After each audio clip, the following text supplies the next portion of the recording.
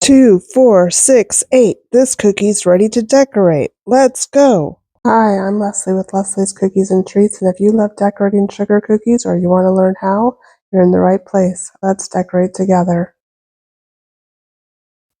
All cheering aside, today we're going to decorate this adorable bow cookie, perfect for Superbowl parties or cheerleader team parties or any football themed event. All the supplies are listed in the description, and you can get this cookie cutter STL file for 3D printing on my website. And I'm starting out by outlining the tails of the bow and flooding them in with my royal icing and green. My icing consistency is about a 15-second consistency, so I can go right up to the edge, and I don't need to worry that it's going to overflow. And then I'm going to use a scribe, or you can use a toothpick, to smooth the icing out and settle it down. And if you need to push your outline closer to the edge of the cookie, this is the time to do it. And then I'm going to immediately grab my white icing and touch down and lift up and draw a line down to the bottom of the cookie to make the lines on the field. And we're just going to continue to do that. So wipe off the tip of your piping bag and touch down and make a line going across the bottom. And then we're going to make a series of little lines as the field markers. And then we'll make another longer horizontal line. And just continue to do that all the way up the cookie. This is a wet on wet effect, and these white lines will blend right into that green icing, drying as one solid surface. And then we're going to run that exact same play on the other tail of the bow. So outline your cookie and then flood it in with your green royal icing, and then we'll immediately grab our white icing and make the field lines the same way we did before. So touch down, lift up your piping bag just slightly, go slow and drag a line up to the top, and then we'll make our horizontal lines. It really is helpful if you have a cookie turntable or some way to turn your cookie without touching it, so I recommend a paper plate or even a paper towel if you don't have a turntable. And once you finish with your field markings, it's time for halftime. So set your cookie aside to dry for at least 15 minutes or until it has crusted over. And then let's get back out on the field with our green royal icing and outline and flood in the bow loop. Use your scribe or your toothpick to settle this icing down and shape it, popping any air bubbles, and then immediately grab your white icing again, and let's make the field markings on our bow loop. So you're going to touch down right into that wet green icing, lift up and drag a line across, and then let's do the same thing going up the side. So touch down again, lift up your piping bag just slightly, and then drag a line up to the top. My icing for the white lines is also about a 15-second consistency, and I just have a really small hole cut in my bag. And we're going to do the same thing here that we did for the tails of our bow. We're going to make a series of little lines and then touch down and drag a line of icing up to the top, slightly curving the line along with the shape of the bow, and then touch down at the other side. And continue making your little lines all the way across the bow loop.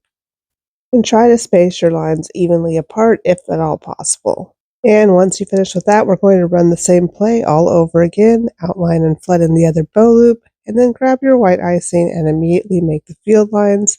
So touch down, lift up, drag a line of icing up to the top, make all of your little lines, and let's get this field ready for game day. And I should mention that if you mess up on any of your lines, it is possible, since the icing is still wet, to use your scribe or your toothpick to kind of fix anything just by making up and down little motions. Or you can take your green icing and pipe right over the top of that white icing and start again. Just be careful not to add so much icing that you start to overflow your borders. And now that our field is lined, it's time for the yard line numbers. I'm using my same white royal icing in about a 15-second consistency, and I'm just going to freehand my numbers here. You can use a projector if you wish. I didn't make my zero very good, so I'm going to fix it with my scribe. And I can also take a dampened paintbrush. I've wiped all of the excess water off on a paper towel, and I'm just going to move my O around a little bit until it's the shape that I like it. And the stiffer your icing is, the easier it is to move it around once you've piped it. And it's time for another zero. Can I do this without fumbling? And a little shaky at the end there, but pass complete. And let's just fix that up once again with our dampened paintbrush. It's time for a commercial break, so set your cookie aside to dry. And once the break's over, come back in with your green icing and pipe that center bow. Grab your scribe and settle this icing down, even if it doesn't look like it needs it, because there might be an air bubble underneath. and then you can make the rest of your yard line numbers. And here's our next attempt at making a zero play. Can we do it? A slight fumble, but we can recover, so just grab that ball, or in this case, your dampened paintbrush. Wipe all the excess water off on a paper towel and move that line over until that zero is shaped just the way you want it. And I know you can probably tell that I never ever watch football, but I wanted to make this video as fun as possible, so go ahead and drop me a note in the comments and let me know just how bad I fumbled all of this terminology. I think fumble is the only football word I actually know what it means. And back to cookie decorating. So this bow is perfect just the way it is right here, but you could go the extra step and add a football in the center.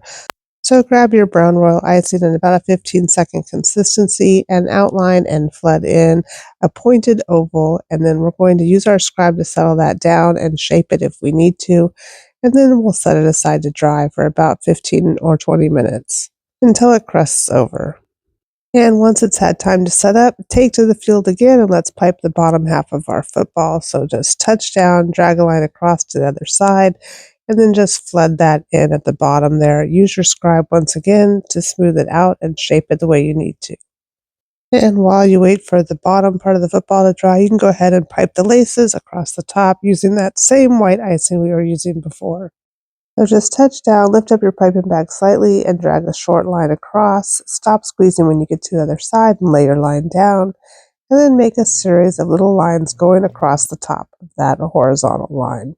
And once again, our dampened paintbrush will take to the field again, and we'll push down any start or stop points at the beginning of those little lines. And the game is over. I'd say this was definitely a win. Thank you so much for coming out to the game. I really appreciate all of you loyal fans. And I'll see you at the next one. Bye for now.